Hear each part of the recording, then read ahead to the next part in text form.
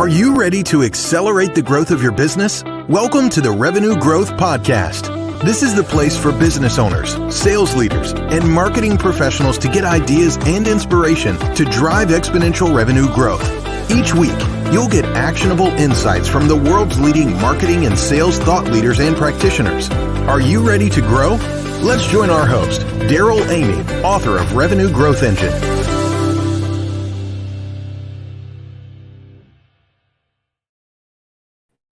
Welcome back to the Revenue Growth Podcast. I'm your host, Daryl Amy, trailblazer and growth architect. Do you need top executive talent in your organization, but wonder if you have the budget to actually pull it off?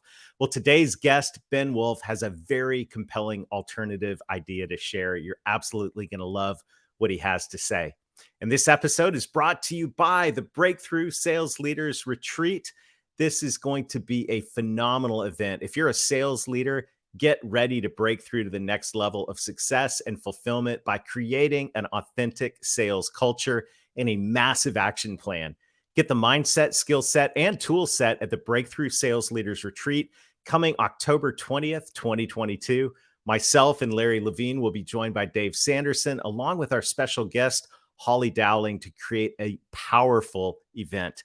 Learn more and register now at www.breakthroughsalesretreat.com. Well, our guest today is Ben Wolf. Ben helps small and mid-sized entrepreneurial business owners break through when they're hitting the ceiling. He's the host of the Win-Win podcast. He's also the author of the book, Fractional Leadership, Landing Executive Talent You Thought Was Out of Reach. In Fractional Leadership, he shows you step-by-step how to land the experienced, been there, done that executive talent you thought might be out of reach.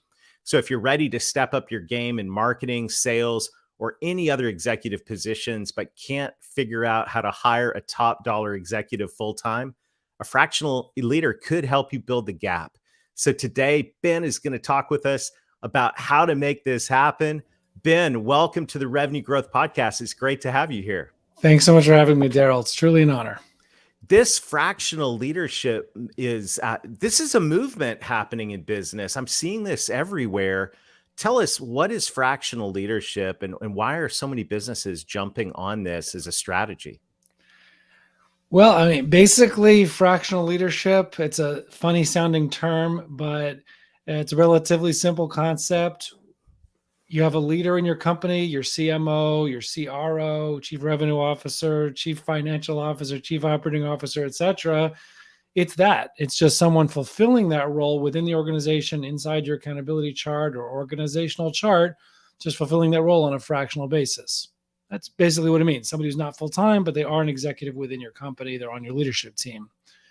I think people are going towards it. People are running after it now because a lot of reasons. I mean, I think that people sometimes hit the ceiling at the point where they need somebody who's actually been there, done that, who's actually done this before. They've built a sales organization. They've built a marketing organization.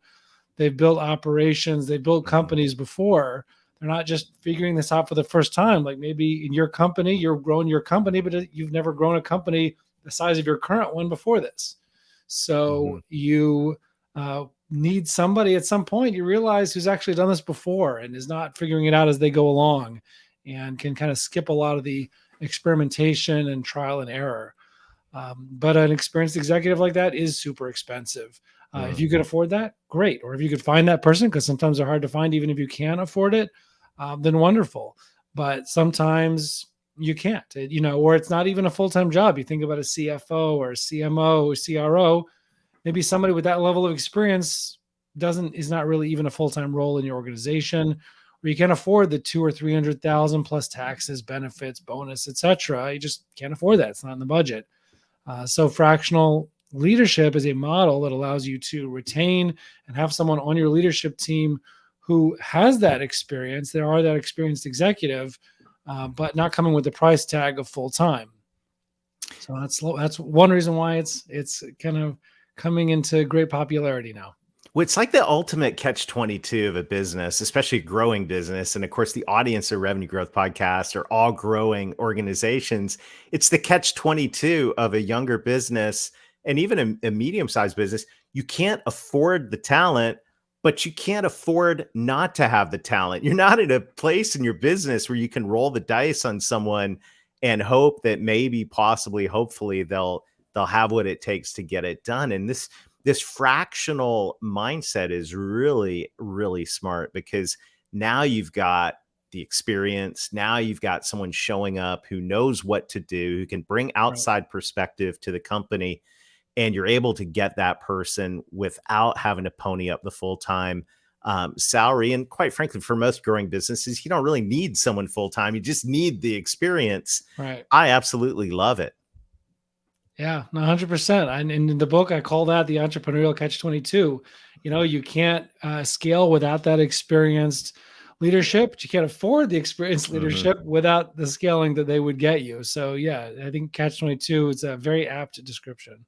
Well, it's really interesting because I've watched the acceleration of this over the last few years, especially in the world. I do a lot of work, and you do a lot of work as well inside the entrepreneurial world, where companies are using the entrepreneurial operating system, EOS.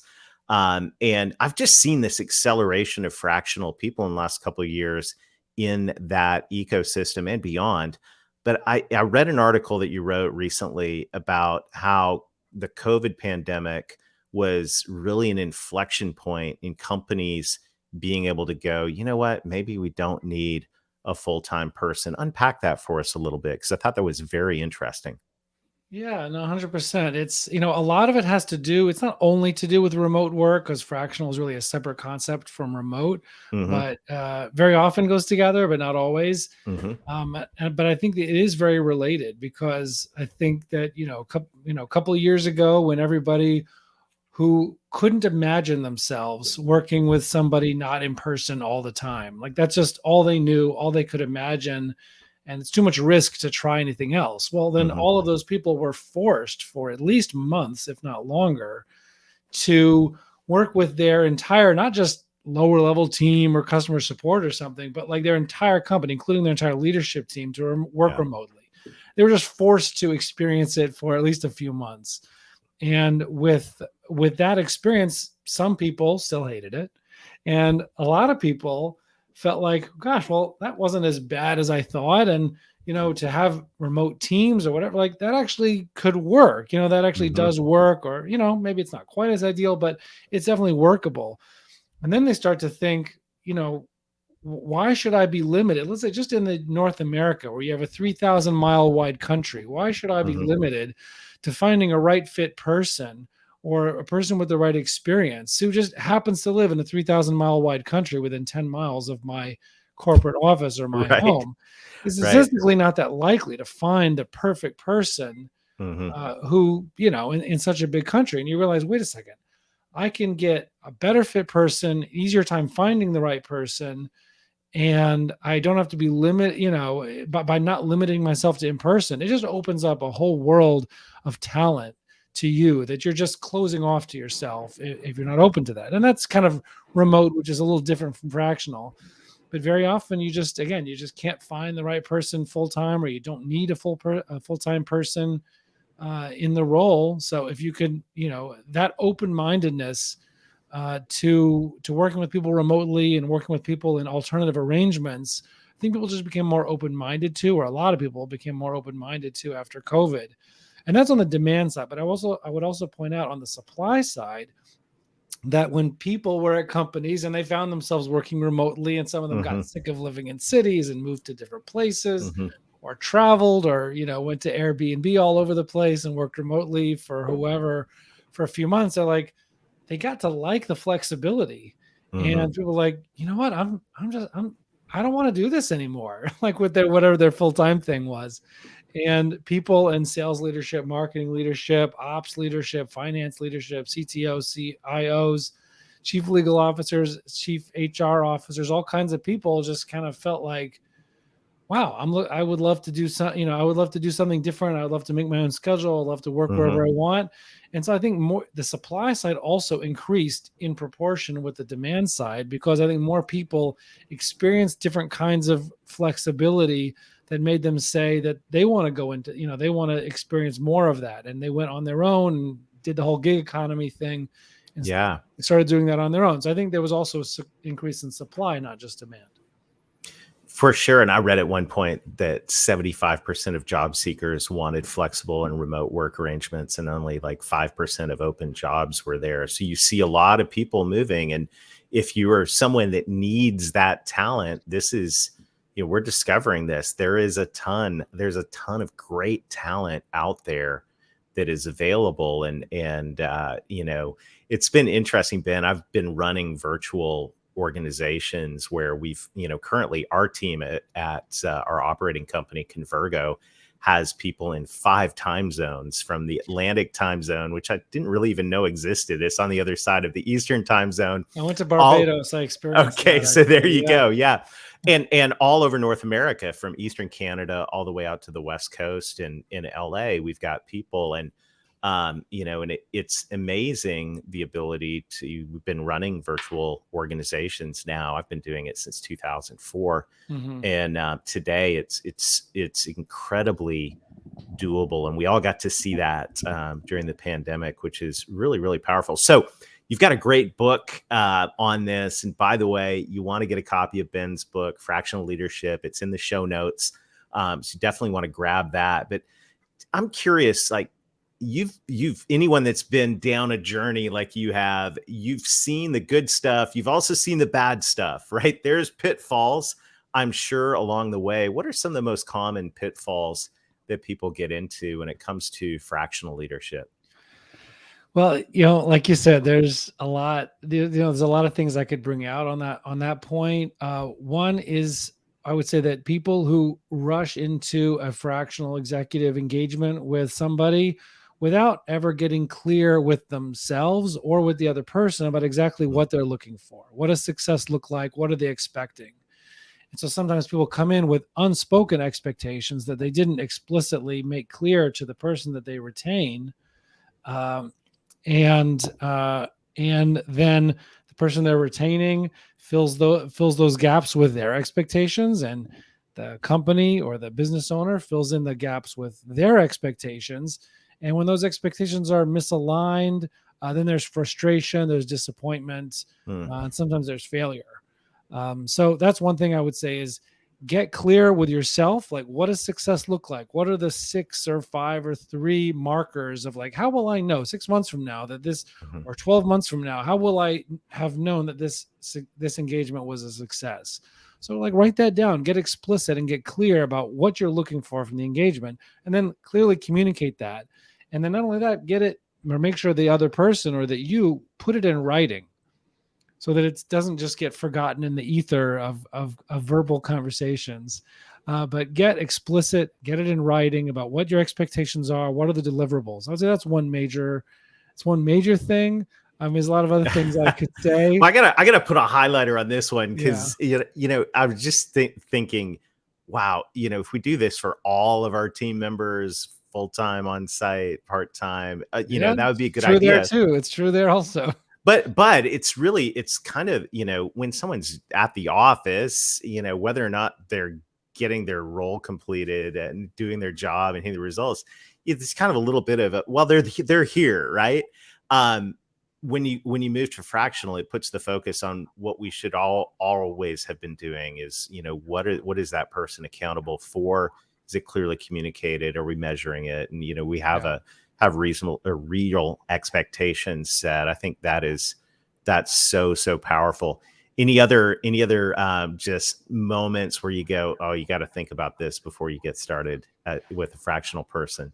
Yeah, I would say another major point I would bring out is that you've got to keep the circles connected. You've got to stay with no daylight between you and whoever you're retaining, because even if you set up, some expectations at the beginning, if they're off to the races running, let's say managing your sales team, let's say they're a fractional VP of sales and they're meeting with your sales team, setting up processes, setting up CRM, setting up measurables, managing the team, they could be off and running in a direction that's misaligned with what you think they should be worried about, or they could rank something as a priority that you think is not a priority. Like, there could be all kinds of ways that you get misaligned with each other. So it's important to stay in touch, not just like, kind of good luck. We'll see you, Right. we'll get our once a month Right. email report, but no, Mhm.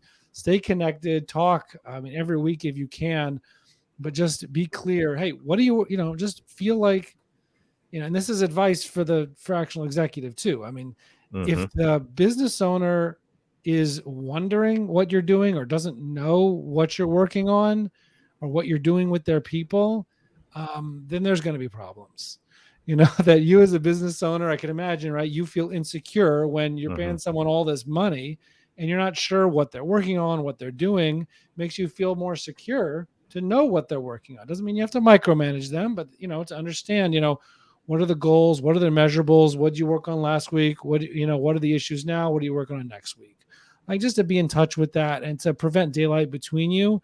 And that's going to enable you to catch it when you do start to get misaligned. Like, you could say something, oh gosh, I thought you'd be working on this, not that. So it allows you to have that conversation, work it out. So I would say that not allowing daylight between you and the person. I know, look, they're busy and you're busy. I get it. It's hard. It's hard to make time for a continuing cadence of communication, but it's critical because it's just like not having expectations clear, not staying in alignment and not staying in touch with each other is going to create frustration, disappointment, and potentially failure if you don't make the time to stay aligned. Such great advice. Such great advice. I'm thinking now about revenue positions, VP of sales, CMO, those type of positions. How does that look in a fractional world? What are you seeing that's working well out there? And what should companies be thinking when it comes to considering possibly, let's start with sales. Let's start with a fractional sales leader. How have you seen that succeed and what's that looking like? Well, in most situations where somebody's being brought in as a fractional VP of sales, fractional head of sales, Hmm. in most of the situations um, you have an underperforming head of sales for one reason or another. Either you as the business owner very often are sitting in the head of sales seat, and Hmm. maybe it's just taking a ton of your time and energy. But because you're also the owner of the company and the founder, you're also working on operations and you're also working on this and, going to, I don't know, build your relationships or make big deals or R&D and research something that you're just super fascinated about. I mean, Yeah. every founder has their own unique personality, but you're doing all these other things. And so your sales team is not getting you as a resource as their head of sales. They're off on their own, right? Hmm. They're lacking direction, lacking measurables, lacking process, lacking systems, lacking the support that they need and the training they need to succeed, which is all they want to do. If they're good people, all they want to do is succeed. They're not just looking to punch a clock. They want to be successful. So, that's often another failing head of sales situation that you might be in if you're thinking of looking at a fractional head of sales is where you picked your best sales guy and you made him your head of sales, and now or your best sales gal, and now they're either so busy trying to manage sales that now you lost your best salesperson, and maybe they're not that great at, look, if they are great at it, then wonderful. But if they're not that great at being a manager, they're not that great at developing people and training and putting into place systems and processes, then you have a bad manager, Yeah. and you lost and you're distracting your best salesperson. So it's a lose-lose situation. And so that's, a couple of major scenarios that people are coming from when they look at bringing in a fractional VP of sales. So by doing that, you enable someone who's built sales teams before, they've built sales processes, CRMs, training, resources. They know how to do the sales thing, regardless of what specific product they're selling. Hmm. So they know how to be a sales manager, not just a salesperson. So, and in your organization, at least, that's their only focus. They're not like Right. you doing 5 other things.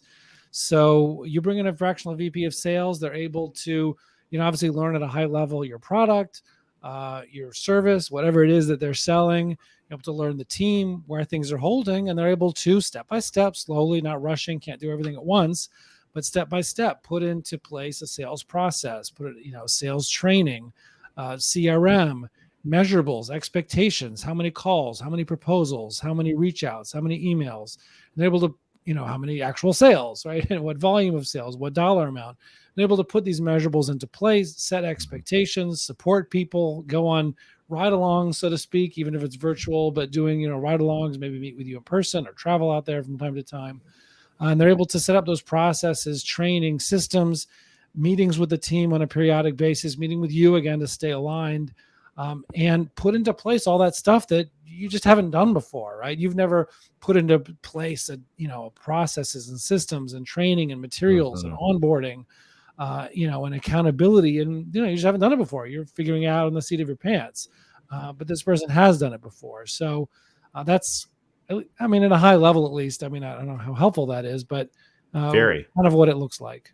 Well, very helpful. And as you're sharing that, I'm just thinking of so many different scenarios where I've seen a founder bring on a sales team and then bring in a sales leader, and it's just failure to launch, right? Failure to launch. Yeah. Well, it was that sales. Let's get another sales leader, and then another sales leader, and you lose all your good people, and you lose all your good people. People don't like feeling like a failure, and then you demote them back to salesperson, and now it's kind of poison the environment with them from then on, because you promoted them into a position that they probably didn't get one and have the capacity to do well from the beginning. But and to bring someone in at that inflection point in your company, we're trying to take that sales leadership or sales hat off as a founder that's able to come in and put the structure in place and put the processes in place. That right there is invaluable. And at that point, once that structure is in place, then it's probably a whole lot easier to recruit that full-time sales leader when your budget justifies it, because they're going to walk in and go, oh, okay, this isn't starting from ground zero. And I assume the same is true when you think about marketing as well. When you think about an organization, so many organizations, reach an inflection point where they need to mature in their marketing from, a marketing coordinator or someone that's, doing social media posts to having a marketing strategy. How are you seeing a CMO work well fractionally? Yeah, no, you said it perfectly in terms of needing someone who could be a strategic marketing leader, not just an executor, which is mostly what you have until that point, or multiple executors. Some people call it random acts of marketing, right? It's like, oh, we should do this, oh, we should do that, oh, we should tip of the hat to our friend Jennifer Zick for random acts of marketing, right? She loves that giving term. You a shout out, Jennifer. Yeah. Jennifer Zick is great. She's got obviously a great team at Authentic Brand of maybe close to 20 CMOs fractionally. But so what does that look like? This is true for sales too, but it's more so true for marketing, where in terms of the execution side, there is more diversity of situations when it comes to the head of marketing seat that I've seen. Head of sales, very often, most salespeople are full-time in the organization. Whereas in marketing, I see more diversity, right? We have some where the CMO may come in and yes, they're helping set strategy. They're collaborating with, because they're a member of the leadership team, they're CMO, right? They're not just an agency. So they're sitting there with the leadership team, collaborating with the head of sales, making sure those two can work hand in glove, collaborating with the head of finance, with the head of ops, make sure that what we're promising is aligned with what we're delivering, and what we're delivering is being communicated and not just not communicated. So they're able to be that marketing, leader and strategist. And then when it comes to driving execution, I see a lot more variety in terms of how that happens. So sometimes you may have internally 2 or 3 or 4 or however many marketing people. You may have a social media person. You may have a content writer. You may have a videographer. You may have an editor, social media person. There are different roles internally. You may have an agency. You may have an external resource that's going to now be supervised by your CMO, even a fractional CMO. So they're supervising, maybe it's an agency that's providing all those seats. Maybe there's freelancers, or maybe you're hiring remote employees that are maybe hired by your fractional CMO. Some fractional CMOs actually come with a tactical support team that they can offer you and that they can handle execution too. So that they'll help manage strategy, and then their team will do the execution. And then I guess whenever you're ready to move on away from fractional, they can help you put into place some sort of resource, whatever that is, whether it's an outsourced resource or an internal resource or set of resources or team members to do the execution piece, and they could do the strategy piece. I think the point you brought up about the difference between having somebody that can sit at the table, with marketing being so important to companies nowadays, especially in a world of evolving buying habits that we're all aware of here on the podcast, having someone in marketing that has a seat at the table, at the executive table, is so critical versus we're going to depend on, somebody Agency, that doesn't. Yeah, an agency, like, y'all take care of this. Well, are you kidding me? Right? Really? This is so core to our business, but this solves that catch-22. I don't have the budget to be able to hire that person. I may not even know exactly who to hire, even if I did have the budget. Well, let's get someone fractional in here and let's get an infrastructure in place and let's get a strategy going. And then, maybe down the road, as you grow, you now know what type of CMO you actually need full time. Exactly. And it makes so much sense. Hey, as we're wrapping up, I'm curious for our listeners that are thinking, wow, maybe I should be a fractional leader. Like, maybe I should step in.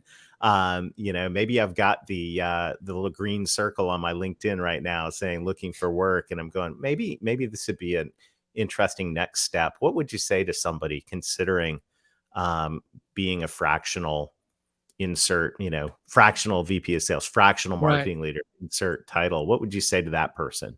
It's a big question for 2 or 3 minutes left, but I'll answer it with two answers. One is what I call the 3 mores of fractional leadership, meaning the 3 main benefits of, as a practitioner, of being a fractional leader as opposed to full-time executive. And the second thing is like the number one thing that you need to watch out for that may be a reason why it's not for you. So the first thing of the 3 mores is why people go into this. What I've seen typically is more fun, more flexibility, and more money.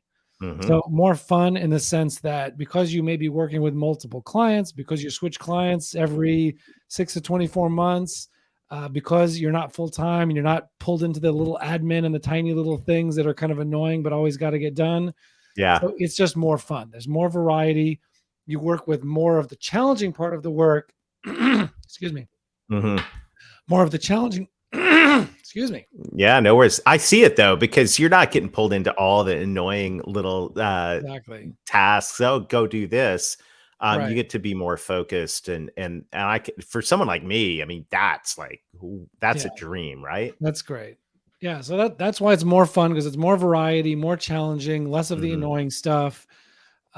It's more flexibility because of the third thing, more money, because you can make more money in less time because you're taking on the risk of finding clients. It's not a full-time job. So you can make more money in less time. So what that gives you the ability to do is to work less hours of client service and have more flexibility with your other time.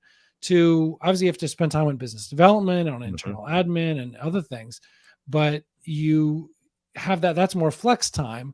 So you're able to spend more time with the family, drive your kids to to the tournament out of town, go on trips, take long weekends, get involved in a cause that's meaningful to you, or in a hobby or fitness or whatever it is that you love doing, or the people that you love, and spend more time with those things because of the increased flexibility. So more flexibility gives you more time for things that you love doing and the people that you love. Yeah. And more money is, it's self-explanatory, because you're taking on the risk of not having necessarily a full client load potentially.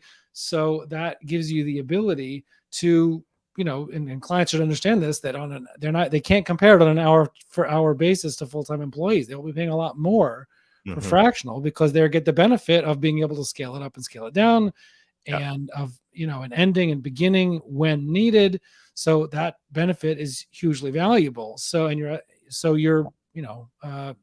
whatever, if you would compare it on an hour to hour basis, you're making a lot more money.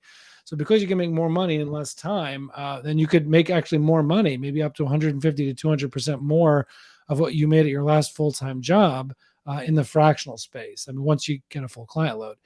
So that's those three things. And then, but on the converse, that's why people go for it. But on the converse side, I would just say what to be aware of is that you need to be someone who is willing to embrace the fact that business development is going to be a part-time job for the rest of your life if you go independent. It's not something you could just do for a little bit till you get a full client load. It's a forever dog. All right. It's something that you'll have to be involved with forever. You need to be either excited about or at least willing to embrace that on a long-term basis if you want to be successful. Because otherwise, well, we're out of time. I don't want to take any more time, but otherwise it's just going to be pain, and it's going to be a feast or famine roller coaster of life that's not going to give you the lifestyle that you want if you're not willing to, and if you don't actively embrace that on a long-term basis. Well, here's the great thing about fractional sales leaders and marketing people. You got the skills to do that, which is cool. That's why I think it's such a compelling opportunity for those in the revenue space. So, Ben, how can our listeners learn more and get more resources? Because I think this is a topic that's going to be something we're talking about around Revenue Growth Podcast for quite some time now. Right. Well, for sure. I mean, I guess number one, if you want to learn more about it, you could obviously read my book, Fractional Leadership, Landing Executive Talent You Thought Was Out of Reach. It's on Audible, hardcover, softcover, Kindle, whatever you like. It's available on Amazon that way. And check out my website, fractionalleadership.io. It's a professional association for fractional leaders. We got a lot of resources for fractional leaders there. So if you're thinking of pursuing that path, obviously you can consider joining the community and learn more about it there. And there's also a page there for business owners that you can learn more about using fractional executives, fractional leaders of one sort or another, or also we can help refer people to you if that is something you would like help with. Fantastic. What an interesting conversation. Ben, thank you so much for sharing time with us today. This has been My awesome. pleasure. Thanks. Awesome. Well, and thank you to everybody in the Revenue Growth Podcast audience. It's fantastic. Just seeing this community of people that are dedicated to driving growth. If you are a sales leader or you know one, they want to be a part of the Breakthrough Sales Leaders Retreat coming October 20th. Dave Sanderson, Holly Dowling, Larry Levine. This is going to be just phenomenal. And it's all packed into an action-packed day on October 20th, right in sunny Fort Worth, Texas. Go to breakthroughsalesretreat.com and you can learn all about how to get involved. We've got a great fall and winter of episodes coming up here on the Revenue Growth Podcast. So make sure to like or subscribe and do us a favor. Share this with your audience. Share this with your friends who are in revenue growth, whether it's sales, whether it's marketing, whether it's entrepreneurs. And until next time, as we always say, let's get going and let's get growing.